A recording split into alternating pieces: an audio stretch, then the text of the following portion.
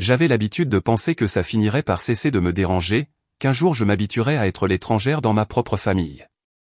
Mais ça ne disparaît jamais. Pas quand chaque année, ils font leurs valises, s'envolent vers un endroit chaud et sourient comme s'ils étaient dans une publicité pour une vie parfaite à laquelle je ne suis jamais invité à faire partie. Ce n'était pas la première fois. Ce n'était même pas la deuxième. C'était la 3e année de suite qu'ils partaient en vacances sans moi. Pas un week-end en cabane ou quelque chose de décontracté. Une croisière complète d'1 semaine dans les Caraïbes. Des cabines avec balcon, du champagne dans le jacuzzi, du parachute ascensionnel à Saint-Thomas, tout ça. Je l'ai découvert comme d'habitude, grâce à la publication de quelqu'un d'autre. Cette fois, c'était Kelsey. Une vidéo boomerang d'elle et Tyler en train de danser au bord de la piscine avec des boissons fruitées. J'ai fait défiler le reste de ces photos par pur dégoût de moi-même. La photo de groupe m'a le plus affecté. Ils étaient tous là, sur le pont du navire, les bras autour des épaules, avec des t-shirts bleus assortis sur lesquels on pouvait lire Croisière familiale Miller 2025. La légende, bien sûr, était la touche spéciale de maman, entourée de ceux qui comptent le plus. Je l'ai regardé pendant 1 minute entière. Puis j'ai fermé l'application. Ce n'est pas seulement le voyage. C'est ce que le voyage représente. Ils n'ont même pas pensé à moi. Pas une seule fois. C'est épuisant de faire semblant que ça va, surtout quand je vois à quel point les familles des autres sont différentes. Ma meilleure amie appelle sa mère tous les jours. Elle parle d'émissions de télévision et de nouvelles recettes. Le frère de mon collègue fait 4 heures de route juste pour dîner avec elle. Même mon ex avait une famille qui insistait pour que je vienne à Thanksgiving, même après notre rupture. Pendant ce temps, les miens montent à bord de bateaux de croisière et écrivent des légendes comme si je n'avais jamais existé. Je travaille dans une librairie et je suis pigiste à côté. J'aime ma vie tranquille. Vraiment. Mais comparé à ma sœur, l'avocate, et à mon frère, le génie de la technologie, je ne suis rien aux yeux de mes parents. Je suis celle qui ne contribue pas, qui n'impressionne pas, qui ne compte pas. Alors, je n'ai rien dit. Je n'ai pas envoyé de texto sarcastique ou passivement aimé la publication. Je suis juste allé au travail, j'ai souri aux clients et j'ai dîné seul comme d'habitude. 2 semaines plus tard, ils sont apparus. J'étais en survêtement en train de regarder des rediffusions et j'ai entendu le bruit des pneus dans l'allée. J'ai jeté un coup d'œil à travers le rideau et j'ai vu le VUS blanc de maman. Elle est sortie en tenant un panier. Papa a suivi, les mains dans les poches, comme si nous allions avoir une conversation amicale un dimanche matin. J'ai ouvert la porte. Je ne les ai pas invités à entrer, mais ils sont entrés quand même. Le panier contenait du pain aux courgettes, qu'ils savent que je déteste. Ils ont engagé la conversation, m'ont demandé comment allait le travail, ont fait des commentaires sur la maison. Puis papa s'est éclairci la gorge, a dit qu'il y avait eu des dépenses imprévues, que les impôts fonciers étaient plus élevés que prévu cette année, qu'ils espéraient que je pourrais contribuer. Juste un peu. On dirait que ceux qui comptent le plus devraient s'en charger, ai-je dit. Je n'ai pas hésité. Papa avait l'air de s'être fait gifler. Maman m'a jeté ce regard, celui où elle fait semblant d'être confuse au lieu d'être furieuse. Elle a dit qu'elle ne comprenait pas d'où ça venait. J'ai rouvert la porte d'entrée et je suis resté là. Elle n'a rien dit d'autre. Elle m'a juste dépassé en trombe et l'a claqué en sortant. Je suis resté là dans le silence qui a suivi, me sentant bien, pas coupable, pas en colère, juste enfin fini. Du moins, c'est ce que je croyais. 1 semaine plus tard, j'ai reçu l'invitation, un barbecue en famille. Pas d'explication, pas de note, juste une invitation. Tout le monde serait là, même mon cousin, qui n'était venu à rien depuis 5 ans. C'était clairement un appât. Mais pour la première fois depuis longtemps, j'ai eu envie de le prendre. J'ai pensé à faire demi-tour à 3 reprises sur le chemin. D'abord, quand j'ai été coincé dans le trafic en entrant sur l'autoroute, puis quand je me suis arrêté dans une station-service pour acheter de la glace et que j'ai vu un père et sa fille adolescente rire d'une blague idiote dans l'allée des collations, et enfin quand j'étais à 3 pâtés de maison et que je me suis souvenu exactement comment ces choses se passaient toujours. Mais je n'ai pas fait demi-tour. Je me suis garé à un demi-pâté de maison de la maison et je suis resté assise là pendant 1 minute à regarder leur parfaite petite pelouse, la fumée du barbecue qui montait en spirale dans le ciel, le faible son des gens qui riaient. Le genre de scène qui vous fait penser, si vous ne saviez pas mieux, que c'était une réunion de famille chaleureuse et aimante.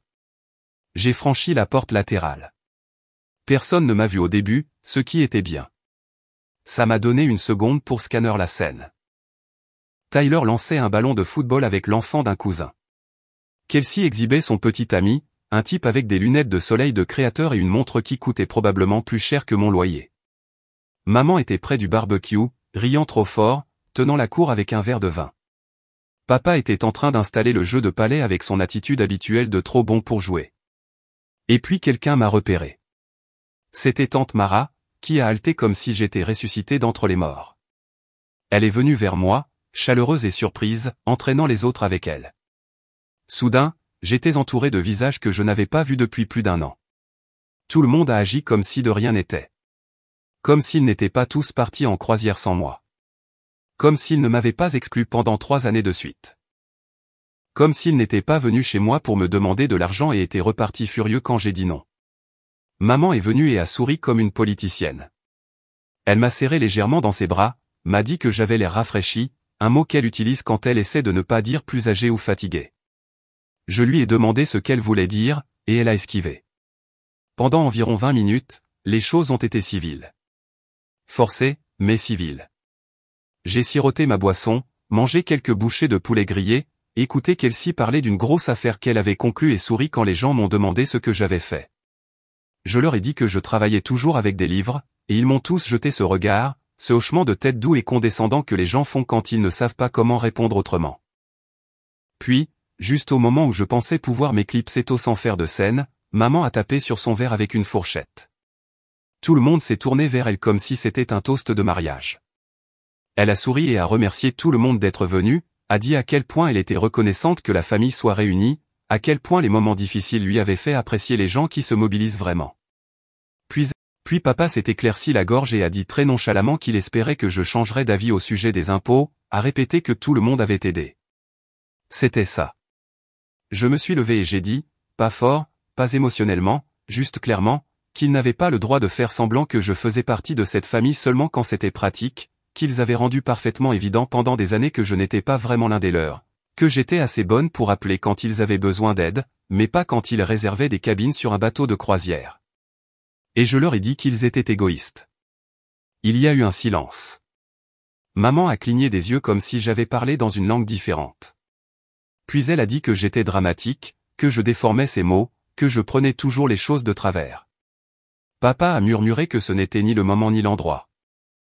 Kelsey a levé les yeux au ciel et m'a dit que j'avais toujours eu une dent contre eux. Mais alors, et cela m'a choqué moi-même, Tyler s'est levé. Il a dit que j'avais raison, a dit qu'il l'avait remarqué aussi, que j'étais laissé de côté, qu'il me dédaignait, que ce n'était pas correct. Maman avait l'air qu'elle allait pleurer ou crier. Elle a dit à Tyler qu'il ne comprenait pas, qu'il y avait des raisons pour lesquelles je n'étais pas invité au voyage, que je ne m'intégrais pas toujours au reste d'entre eux. Je n'ai pas attendu ce qui allait suivre. J'ai ramassé mon sac et je suis allé à la porte latérale. Tyler m'a suivi.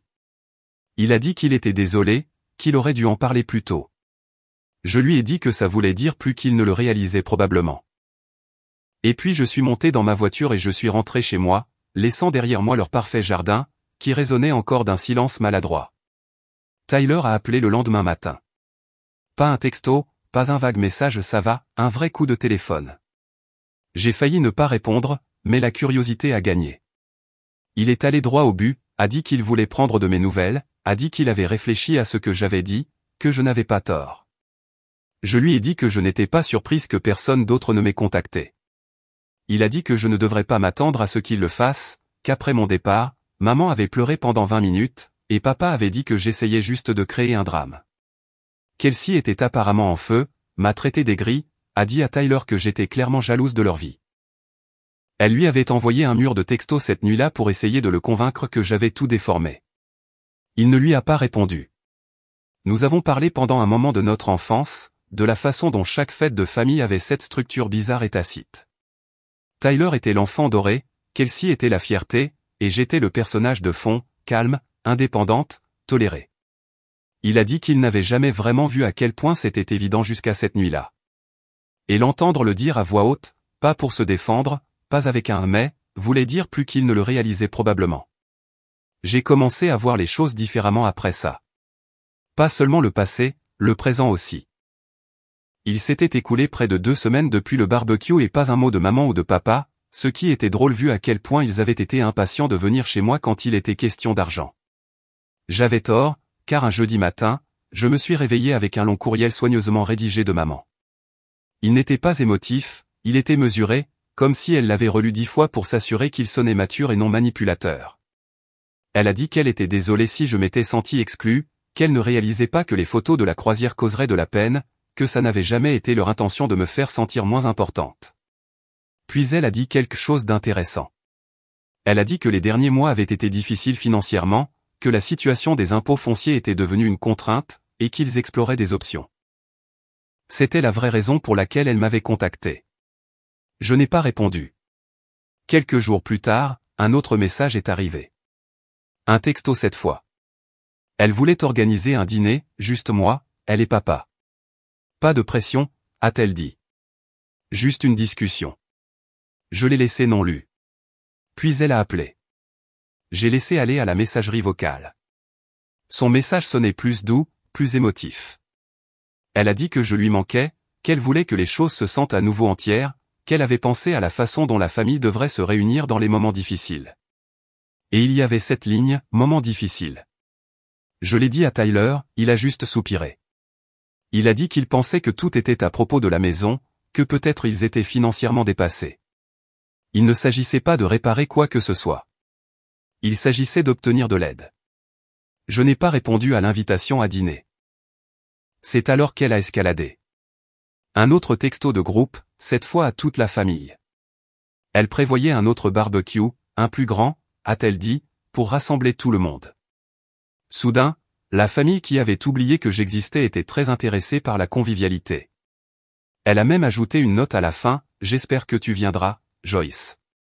Nous serions ravis de te voir. » Tyler m'a appelé plus tard ce jour-là, a dit qu'il n'irait que si j'y allais, qu'il n'avait aucun intérêt pour une autre réunion fausse à moins que je veuille qu'il soit là. J'ai pensé à supprimer le message, à ignorer toute l'affaire, mais je n'ai pas pu. Pas parce que je voulais arranger les choses. Je ne le voulais pas. Je voulais être là. Je voulais qu'ils me voient. La version de moi qu'ils n'ont jamais pris la peine de reconnaître, celle qui n'avait plus besoin d'eux, celle qui avait finalement fini de jouer le jeu. J'ai dit à Tyler que j'irais, et cette fois je ne venais pas pour maintenir la paix. Je venais pour brûler ce qui en restait. Je suis arrivé avec 15 minutes de retard, délibérément, juste assez pour les faire se demander si je me présenterais.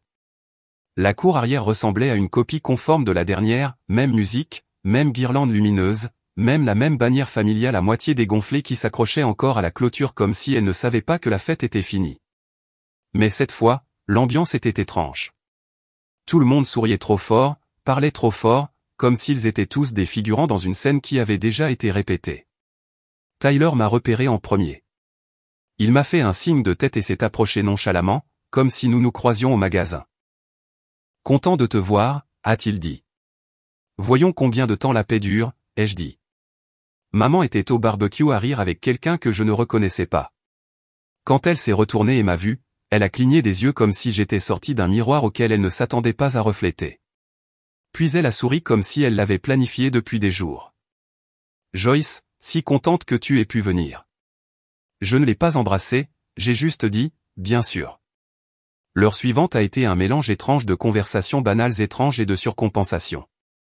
Les gens à qui je n'avais pas parlé depuis des années ont agi comme si j'étais leur meilleur ami perdu depuis longtemps. Tante Mara m'a coincé avec des histoires sur son opération de la hanche. Le petit ami de Kelsey a établi un contact visuel maladroit comme s'il essayait de se rappeler si j'étais celle avec le travail à la librairie ou celle qui avait déménagé en Oregon. Kelsey ne m'a pas parlé du tout. Elle s'est tenue à l'écart, un verre de vin à la main, faisant sa chose habituelle, riant un peu trop fort à ses propres histoires, rappelant à tout le monde sa récente victoire en cours et agissant généralement comme si elle acceptait un prix juste pour s'être présentée. Puis, juste après que tout le monde ait mangé, papa a fait teinter sa bouteille de bière sur la table du patio. Tout le monde, a-t-il dit, juste une minute. J'ai regardé Tyler.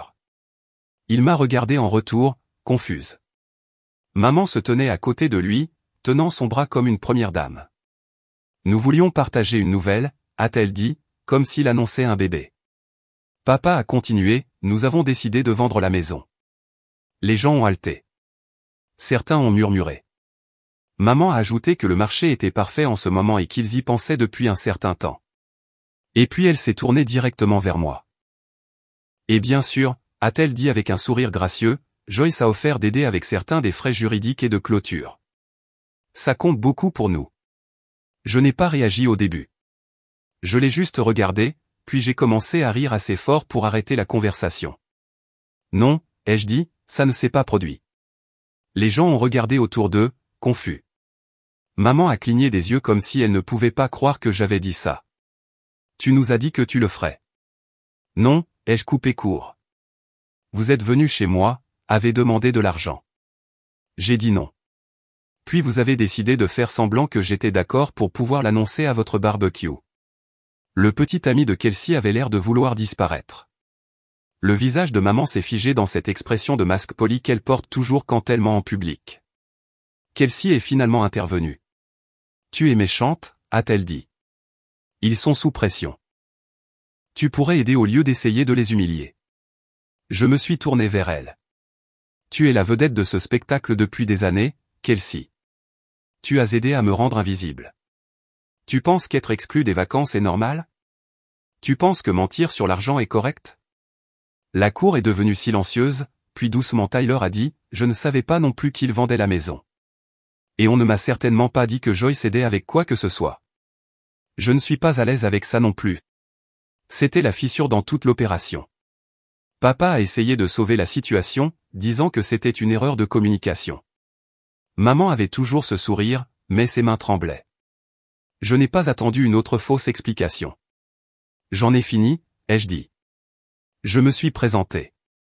C'est assez. J'ai pris mon sac et je suis sorti par la porte. Tyler a suivi. À ma voiture, il m'a demandé si je voulais prendre un milkshake, quelque chose de stupide et de facile, quelque chose qui ne ressemblait pas à une tentative de réparation des dégâts. Alors, nous y sommes allés. Nous nous sommes assis dans la voiture en sirotant des milkshakes à la vanille comme si nous étions à nouveau des adolescents, pas deux adultes qui essayaient de déterminer où la ligne devait finalement être tracée. Et pour la première fois, j'ai réalisé que je me fichais que maman pleure ou que Kelsey se déchaîne dans le clavardage de groupe. J'en avais fini de les laisser scénariser mon rôle dans leur drame familial. Le lendemain matin, mon téléphone était allumé comme une alarme incendie. Kelsey avait écrit ce qui ressemblait à un communiqué de presse soigneusement rédigé pour le clavardage de groupe familial. Paragraphe après paragraphe sur à quel point elle était déçue de moi, comment j'avais publiquement humilié nos parents devant leurs invités, comment je faisais toujours en sorte que tout tourne autour de moi. Elle a dit que j'étais égoïste, aigrier, son expression préférée, systématiquement source de division.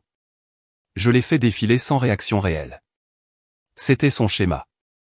Chaque fois que les choses ne se déroulaient pas selon sa version de la réalité, elle brûlait le reste de la carte. Maman a ajouté un message plus court, moins en colère, plus de déception utilisée comme arme. Elle a dit qu'elle était choquée par la façon dont je m'étais comporté, qu'elle ne savait pas d'où venait toute cette colère et que j'avais déformé leurs intentions. Je n'ai pas répondu. Tyler non plus. Au lieu de ça, il m'a envoyé un texto en privé, « Dîner chez nous ce soir ?» Oui, ai-je dit. Emily a fait de la soupe.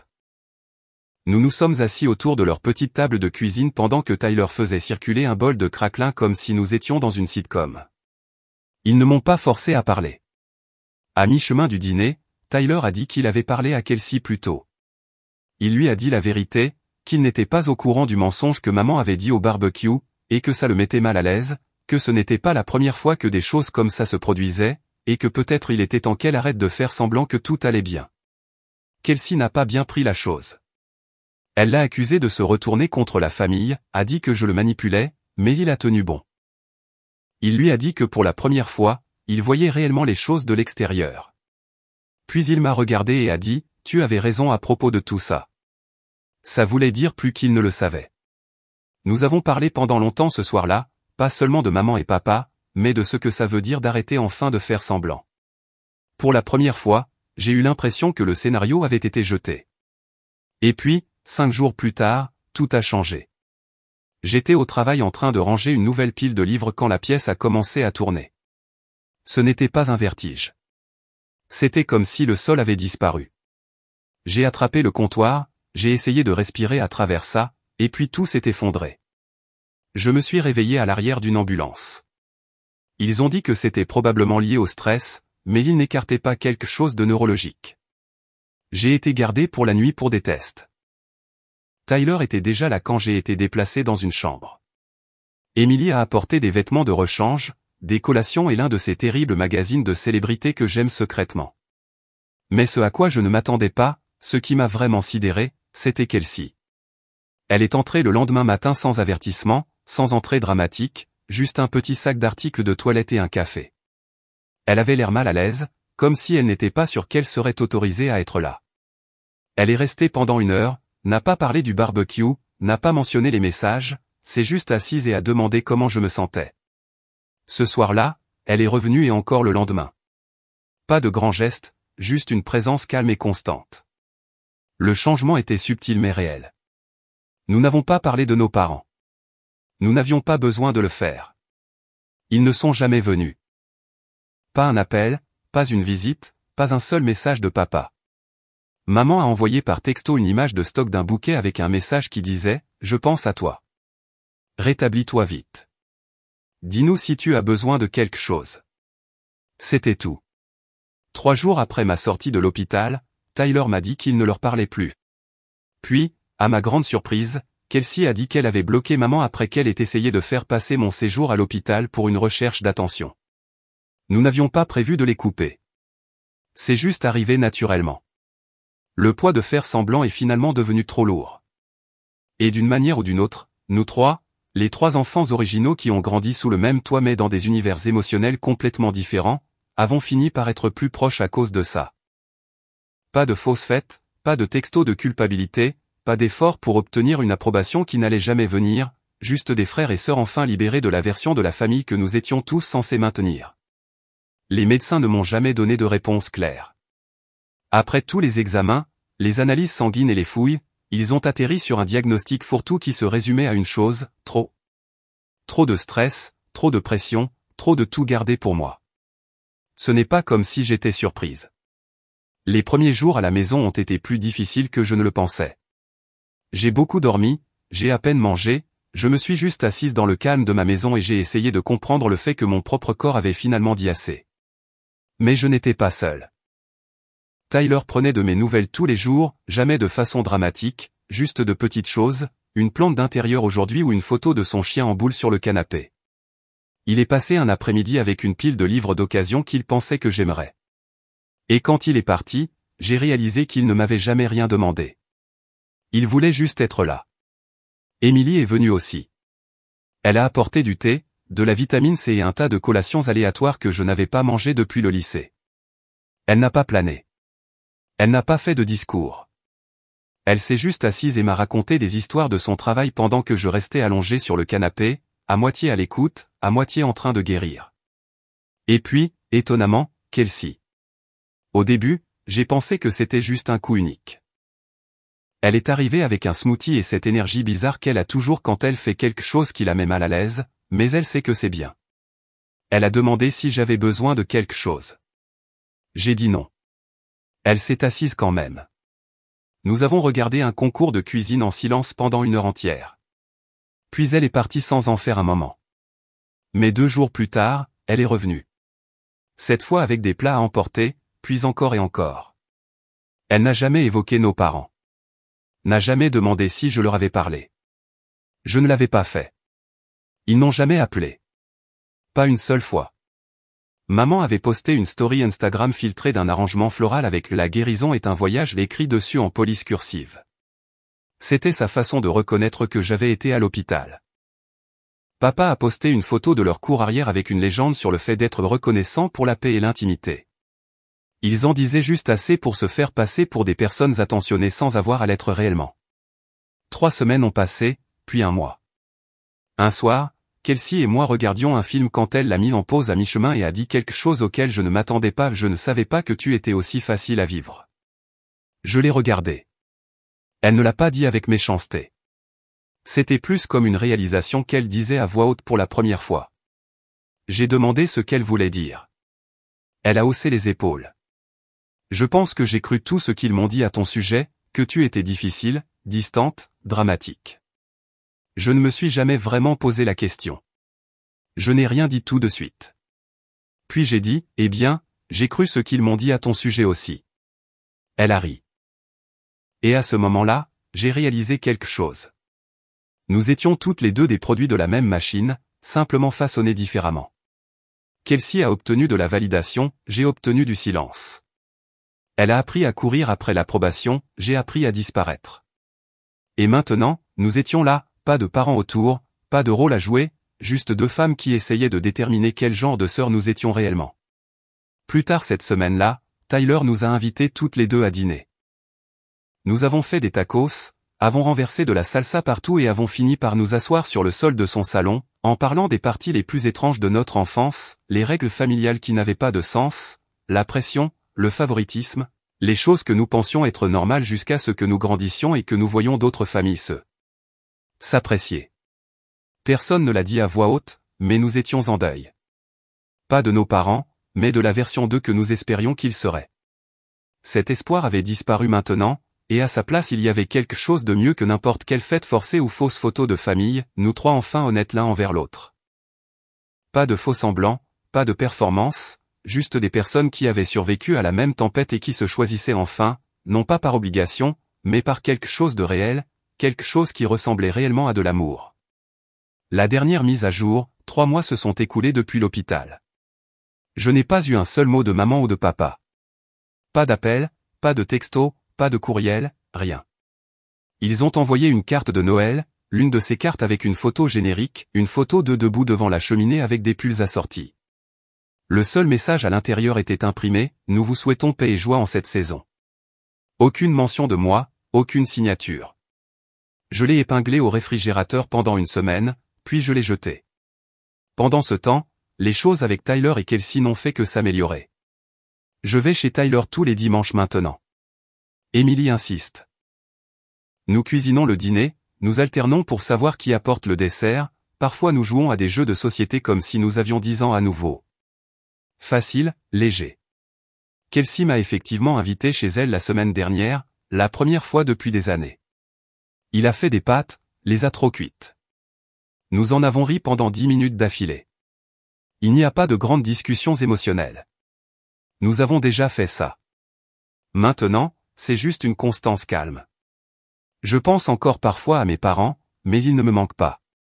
Ce qui me manque, c'est ce que je voulais qu'ils soient. Mais cette version 2 n'a jamais existé. Et maintenant que j'ai cessé d'essayer de la poursuivre, j'ai enfin de la place pour les gens qui ont choisi de rester.